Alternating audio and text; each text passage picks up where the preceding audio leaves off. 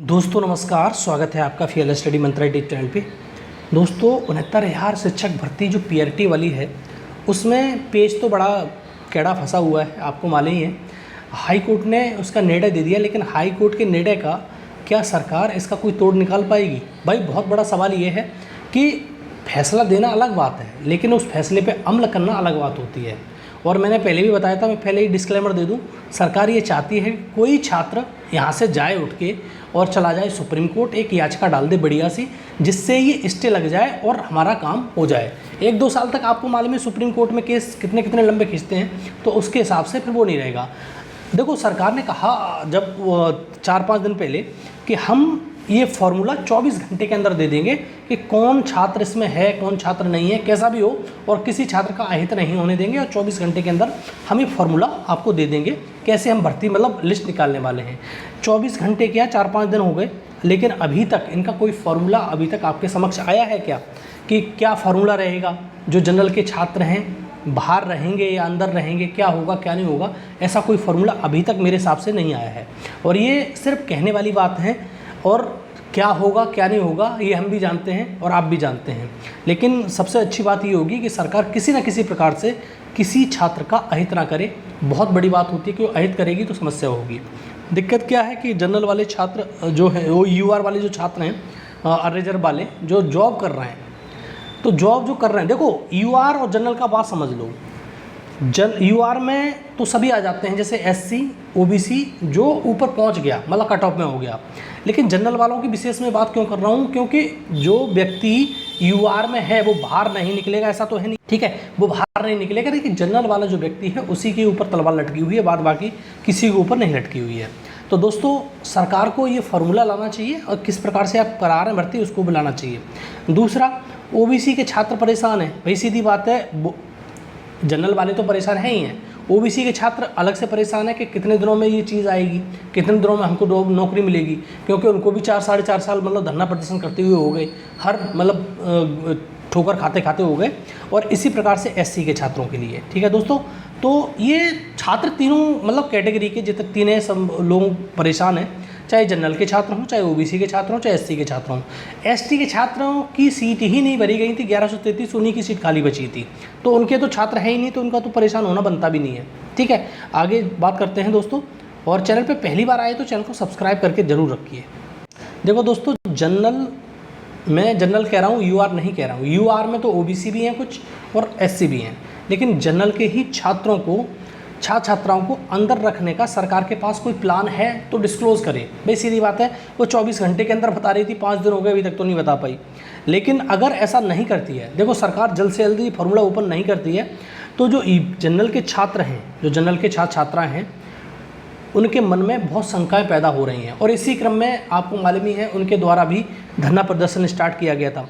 उनके द्वारा तो हो ही रहे हैं, लेकिन ओबीसी और एससी के छात्र आपस में और यूआर जनरल के छात्र आपस में मनमुटाव बना ले रहे हैं। देखो छात्र हैं, टीचर हैं, आपको देश का निर्माण करना है, और आप इस प्रकार का जो कन्फ्लिक्ट हो रहा है बीच में, तो ये भी सही नहीं है। तो सरकार को ये चीज़ ख़त्म करने के लिए कुछ ना कुछ बीच का रास्ता निकालना चाहिए, और इस चीज़ को ख़त्म करना चाहिए। यही हमारी मांग है इस चैनल के माध्यम से, क्योंकि बहुत समय उनका भी गुजर चुका है, वो जॉब कर रहे हैं, वो बेचारे जॉब में नहीं है, बस दोनों का समस्या सेम ही है। तो सरकार को जो फार्मूला है जो भी है ऊपर करना चाहिए। और कुछ लोग ये कह रहे थे कि अखबार में छपा है, अखबार की चीज़ों पे ज़्यादा विश्वास मत करा करिए कि उसको याची ला दिया जाएगा, फिर ऐसे तो फिर बवाल हो जाएगा, फिर चली जाएगी भर्ती कोर्ट में, कौन रोक लेगा इसको? याची लाभ इस प्रकार से नहीं होगा साथियों, ठीक है। तो आगे चलते हैं, आगे बात करते हैं। अब देखो दोस्तों, जैसे मैंने पहले भी बताया था कि जो भी हो, जो जनरल के छात्र या तो सीट बढ़ाए, सरकार जैसे भी करे, 69,000 में सीट जोड़े, तभी उन छात्रों का भविष्य सुरक्षित रह सकता है। अगर नहीं जोड़ेगी तो क्या होगा आप जानते ही हो, छात्रों का बाहर निकलना बिल्कुल तय है, उसमें कोई दोहरा वाली बात नहीं है। और ओबीसी वाले छात्राएँ, जो छात्र और छात्राएँ हैं, अब कितने गुणांक तक अपने आप को सुरक्षित समझ सकते हैं? भाई सीधी बात है, अब ऐसा भी होगा, जैसे आप मान लो कि जो लिस्ट बनेगी, तो उसमें जो भी छात्र अभी जनरल में है, ओबीसी वाले यूआर में हैं, तो वो कुछ छात्र डिमोट होकर चले आएंगे अपनी कैटेगरी में, तो वहाँ से भी सीट बढ़ जाएंगी, तो वो जो नीचे वाले छात्र हैं उनको परेशानी कर देंगे पैदा। तो बहुत सारी समस्याएं हैं इसमें। इसी प्रकार से एससी वाले छात्र भी यूआर में हैं, मतलब सेलेक्ट हुए हैं, जब वहाँ से ऊपर मेरिट बढ़ेगी तो अपनी कैटेगरी में स्वाभाविक तरीके से आएंगे, तो उसमें भी समस्या होगी। तो समस्या हर जगह होने वाली है, ऐसी बात नहीं कि सिर्फ जनरल वालों को होगी, इनको भी समस्या होगी। वो छात्र कहाँ एडजस्ट होंगे, ये भी बड़ी समस्या है। ठीक है, जब बात ये समझ लो कि मान लो 69 चली गई यूआर की कट ऑफ, मतलब गुणांक चला गया, तो गुणांक में जब यूआर में जिसका एससी में है ही नहीं 69, तो अपनी कैटेगरी में आएगा, तो कैटेगरी में आएगा तो जो कैटेगरी में ऑलरेडी उसकी सीट खाएगा, तो वहाँ पर से भी दिक्कत हो जाएगी। तो ये भी समस्या सरकार को सुलझानी पड़ेगी, सॉल्व करनी पड़ेगी।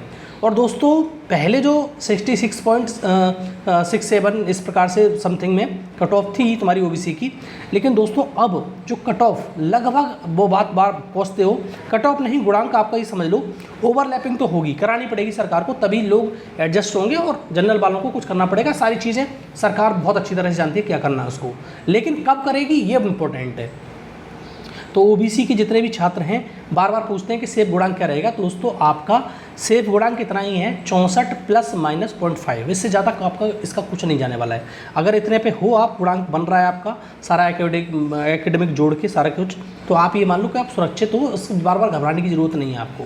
ठीक है, इससे 0.5 नीचे भी जा सकता है, 63.5 भी हो सकता है या 64.5 भी हो सकता है, लेकिन इससे ज़्यादा नहीं जा रहा है। 64 मान के चलो, एक क्राइटेरिया मान लो, अपने दिमाग में रख लो कि एक पॉइंट है 64 का, तो वहाँ से 0.5 इधर उधर हो सकता है, बाद बाकी इससे ज़्यादा न जा रहा है ना आ रहा है, क्योंकि आपको ओवरलैपिंग करानी ही पड़ेगी सरकार को। इन्हें यही तो मांग है, इसीलिए तो इसका निर्णय आया है कोर्ट का।